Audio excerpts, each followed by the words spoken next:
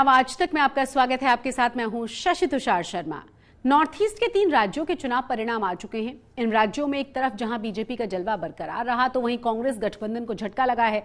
नागालैंड में इस बार भी कांग्रेस का खाता खुला नहीं और त्रिपुरा में लेफ्ट के सहारे जीत का उसका सपना धराशायी हो गया। बात मेघालय की करें तो पार्टी 21 सीटों से घटकर 5 पर आ गई है। अब सवाल यह है कि क्या इन चुनाव परिणामों का असर इस साल 6 राज्यों में होने वाले चुनावों और 2024 में होने वाले लोकसभा चुनावों पर पड़ेगा? क्या देश की पल पल बदलती सियासी आवो हवा में पूर्वोत्तर के चुनाव परिणामों की कोई भूमिका रहेगी?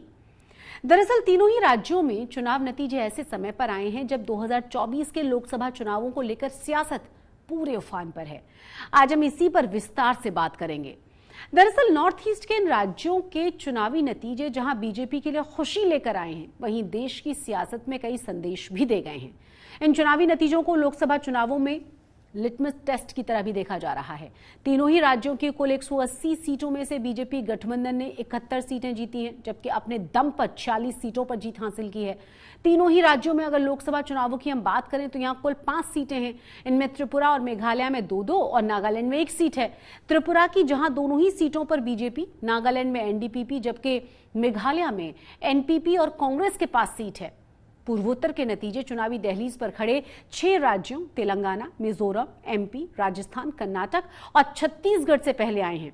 ऐसे में बीजेपी इन नतीजों को इन 6 राज्यों में चुनावों में कहीं न कहीं भुनाने की कोशिश में होगी।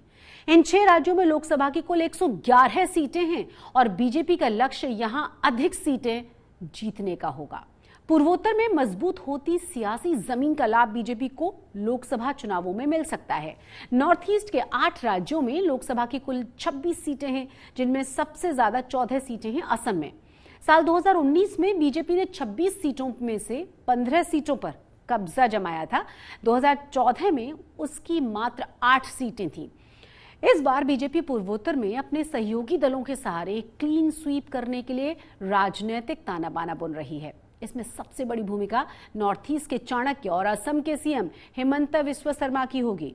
दरअसल मोदी के आने के बाद नॉर्थ ईस्ट पूरी तरह से भगवामय हो गया है। पीएम मोदी का पूर्वोत्तर में लगाया गया दांव बीजेपी को फायदा भी दे रहा है।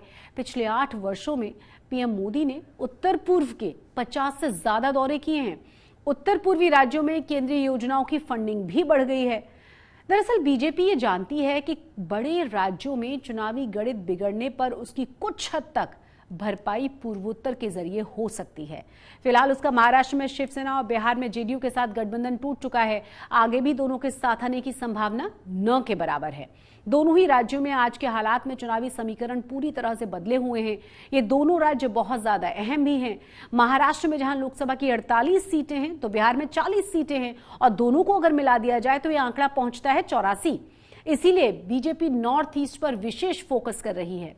इसके अलावा बीजेपी उत्तर पूर्व में पैर जमाकर यह संदेश भी देना चाहती है कि अब वह केवल हिंदी पट्टी की पार्टी नहीं रही है। खास तौर से ईसाई बहुल नागालैंड में दूसरी बार सत्ता में लौटने पर बीजेपी ने यह भी संदेश देने का प्रयास किया है कि भले ही हिंदुत्व उसका मुख्य एजेंडा है, लेकिन अन्य समुदायों में भी उसकी स्वीकार्यता है। आपको हमारी रिपोर्ट कैसी लगी हमें जरूर आप बताएं अपने कमेंट करके। साथ ही साथ अगर आपने अभी तक हमारे चैनल को सब्सक्राइब नहीं किया तो आप चुनाव आज तक को सब्सक्राइब जरूर कर लें, क्योंकि चुनावों से जुड़ी हुई हर खबर आपको यहां जरूर मिलेगी। नमस्कार।